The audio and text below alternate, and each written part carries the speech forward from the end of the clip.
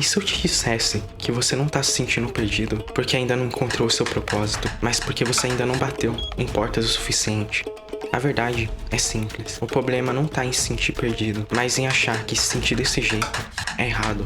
A resposta não vem quando você encontra o seu propósito, mas quando você continua caminhando, mesmo sem saber onde tudo isso vai dar. E é isso que eu quero te mostrar hoje. Não vai ser um vídeo clichê sobre como encontrar o seu propósito ou sobre se sentir perdido. Eu quero te provar que essa sensação não é apenas normal, mas pode te levar na direção certa.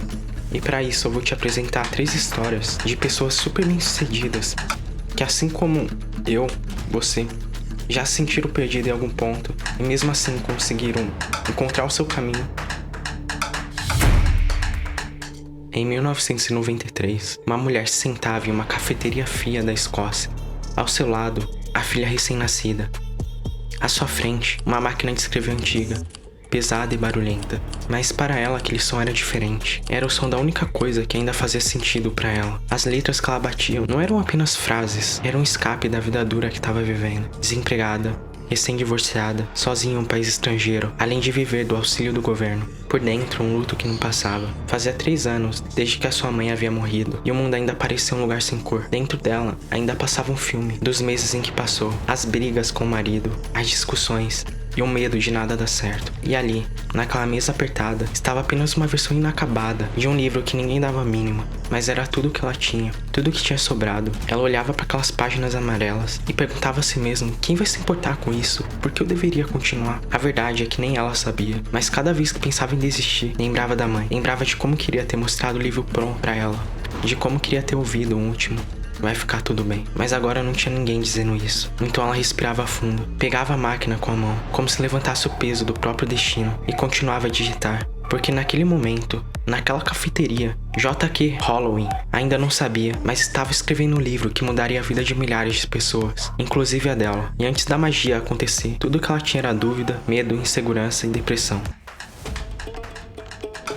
Em 1930 e pouco, em um pequeno apartamento de Nova York, um garoto acordava todos os dias ao som de vizinhos subindo as escadas. O lugar era tão apertado que ele e o irmão dividiam um único quarto, enquanto os pais dormiam em um sofá-cama na sala. Do lado de fora, o mundo atravessava a Grande Depressão. Do lado de dentro, a depressão tinha um rosto mais íntimo. O pai do garoto, antes orgulhoso, trabalhador, cheio de esperança, agora era apenas mais um na fila dos desempregados. O dinheiro acabava rápido.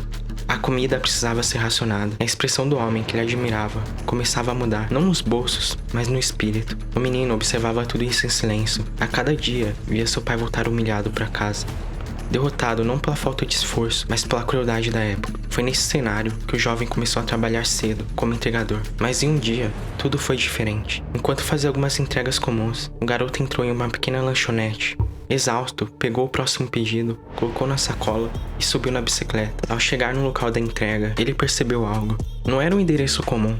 Era uma entrega em uma editora de quadrinhos. O nome no letreiro era tão pequeno que ficava claro que aquela era apenas uma pequena empresa de revistas infantis. Naquele dia, Stan Lee não sabia, mas estava entregando um sanduíche para a empresa que anos depois se tornaria a Marvel. E o curioso é que mesmo depois dele ter finalmente começado a trabalhar lá, nada aconteceu de imediato. Ele começou como ajudante, fazendo o que as outras pessoas não queriam fazer. A vida dele não era fácil, sem faculdade, sem plano e sem um destino. Foi assim que ele passou a maior parte da vida. Ele queria escrever algo grande, mas por 20 anos, tudo o que ele fez foi histórias que ninguém lembrava no dia seguinte. E então, quase desistindo da carreira, prestes a largar tudo, ele decidiu escrever como ele achava que deveria ser, e não como mandavam. Foi em 1961 que ele criou algo que ele finalmente sentiu orgulho: o Quarteto Fantástico. Aos 39 anos, depois de décadas se sentindo perdido, Stan Lee finalmente encontrou a própria voz. Mas antes disso, ele escreveu centenas de histórias descartáveis. Eu acredito que todo mundo quer oferecer ao mundo algo de qualidade, algo que faça diferença, que ajude as pessoas, que cause impacto positivo no mundo. Mas a verdade é que as primeiras tentativas, elas sempre vão ser uma droga. E no começo, você vai ter que se permitir ser ruim em algo. Tem essa frase que eu gosto muito: como um líder, eu começo a partir de onde o mundo está. Como ele é, não como eu gostaria que ele fosse. Quando aceitamos o mundo como ele é, não enfraquece em nenhum sentido nosso desejo de transformá-lo no que a gente acredita que ele deveria ser. Mas é necessário começar onde o mundo está. se vamos transformá-lo no que a gente acredita que ele deveria ser, o que nos leva para a próxima história. A última história é um pouquinho diferente, porque a pessoa da história já tinha conquistado tudo o que ela queria. O homem caminhava lentamente pela própria casa, observando um vazio, onde havia móveis e quadros. Era uma boa casa e era uma boa vida, e por muito tempo ele acreditou que tudo aquilo duraria para sempre. Ele vinha de anos de sucesso, fama e reconhecimento. O salário era alto e o padrão de vida era confortável. E como muitos fazem quando finalmente conseguem o que sempre sonharam, ele começou a gastar, sem pensar. E quando percebeu já era tarde demais. As contas se acumularam e o dinheiro acabou. A sensação de controle desapareceu como poeira. E ele teve que vender o carro, depois os móveis, por fim a própria casa. E foi ali, no sofá de um amigo, que ele percebeu que não tinha mais nada. Nada além de um corpo marcado pelo tempo e uma alma esmagada pela vergonha. Mas é estranho como a vida funciona. Às vezes perder tudo é a única forma de chegar para onde realmente devemos ir. Sem dinheiro, sem estabilidade, sem chão. Ele decidiu tentar algo novo. Algo que parecia improvável para alguém da idade dele. Virar um ator. Depois de tantas audições frustradas, uma oportunidade apareceu. Um papel em um filme novo, estranho, cheio de personagens improváveis. Um personagem que precisava de força, mas também de dor.